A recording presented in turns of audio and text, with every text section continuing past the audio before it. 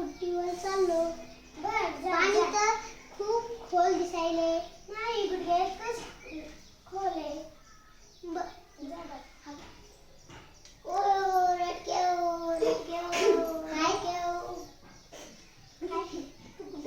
नदीच्या पलीकडे कडबा कुट्टीवर जायचंय. बर तू नको जाऊ, माझी मैत्रीण पाण्यात वाहून गेली. बर आजी, आजी का रे लगेच परत आलास? कुट्टी बंद होती का? नाही, पाणी खूप जास्त आले नदीला. अरे असं कसं होईल? सकाळीच तर गाढव दादा आलेत नदी पार करून. त्यांच्या पोटापर्यंत सुद्धा पाणी नव्हतं असं ते म्हणाले. मला बेल काका म्हणाले पाणी गुडघ्या इतकंच आहे. मला पुन्हा खरुताई म्हणाली माझी मैत्रीण वाहून गेली.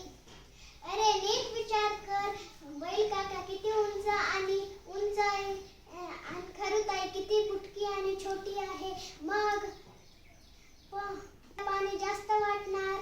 पण खरुताईपेक्षा तू मोठा आणि उंच आहेस की नाही, मग तुला घाबरायचं काय कारण? मी आता जाऊन लगेच आलो कडबा कुटीहून. मी जातो.